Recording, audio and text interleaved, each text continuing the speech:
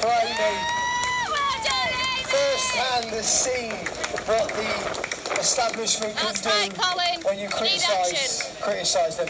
Right, going back to who I was actually introducing before, but I got it wrong, and I'm going to do it right this time. Yeah, so Michelle, obviously, as I spoke about before, the marriages between men coming over from the Middle East and potentially trying to marry white women. But, yeah, Michelle, Nawar. Big round of applause for Michelle. Hello! Have you ever heard the term marriage fraud? I hadn't. Have you ever heard of anyone being prosecuted for this in the UK? Apparently it's... 29J, Julie. Ever heard of anybody being deported for this? What are the laws? If you haven't, you are not alone. Not even our politicians know what is hidden within the bowels of the Home Office and what they are trying to hide and the mistakes they have made.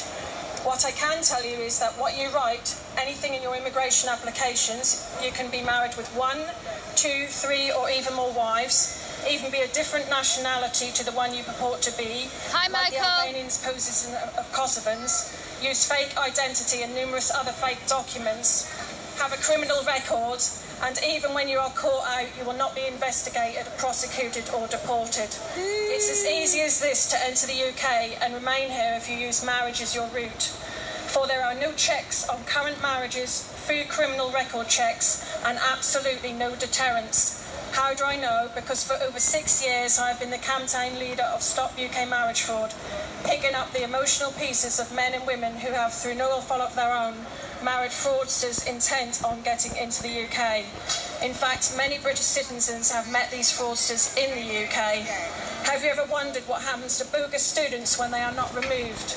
Have you ever wondered what happens to illegals and asylum seekers if they are not removed? They groom unsuspected British citizens to marry them.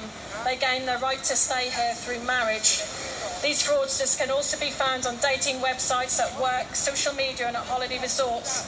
They predominantly come from the third world, in particular a very high proportion of sub-Saharan, Middle Eastern and African men leave Western women as soon as they get permanent residence in the UK.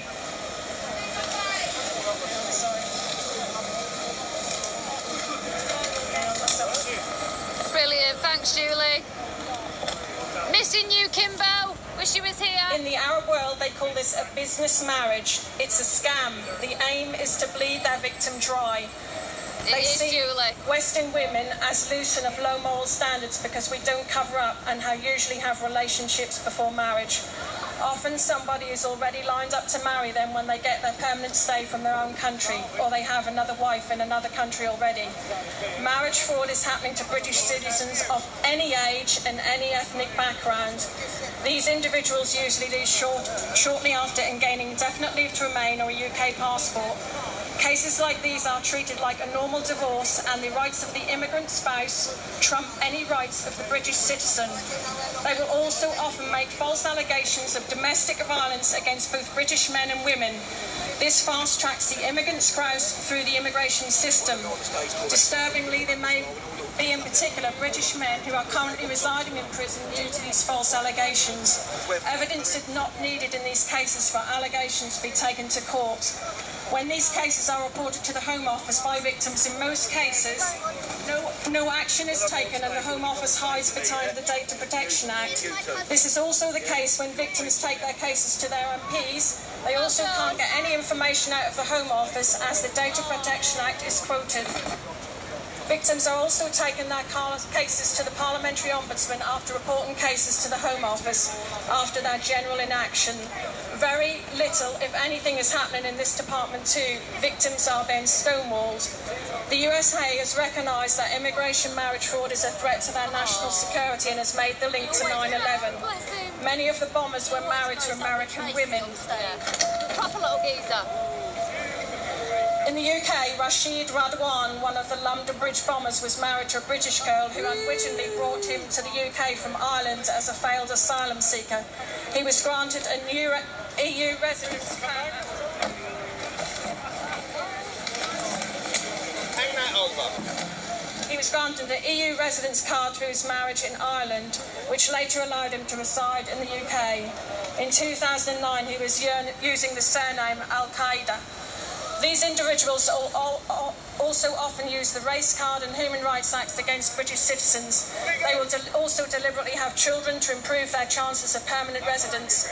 Article 8, a right to family life, is often used in cases where children are involved. Keep sharing, everyone. Criminality we have found in these cases is as follows: murder, attempted murder, arson, rape, domestic violence, obtaining money deception, theft, fake IDs, false passports. Hang on.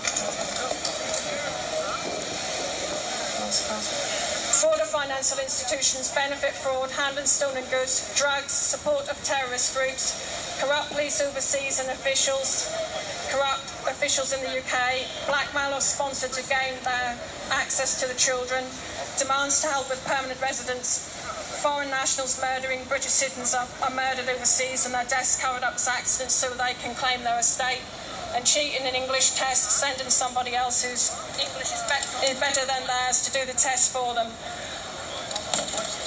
I've warned the government since 2012 that marriage fraud is a great risk to our national security. I firmly believe that sometime in the future we are likely to see a major terrorist attack here like we have never seen before. There's every likelihood that these individuals will come here through marriage to an unsuspecting citizen. A few years ago, when I spoke to a senior immigration officer at an intelligence unit, he told me what was going on was phenomenal. I don't believe there has been any change to that. Thank you. Big round of applause for Michelle. She talks from the heart. Thanks, Michelle. Thank you very much, Michelle. Very brave lady for standing there and doing that Right, today.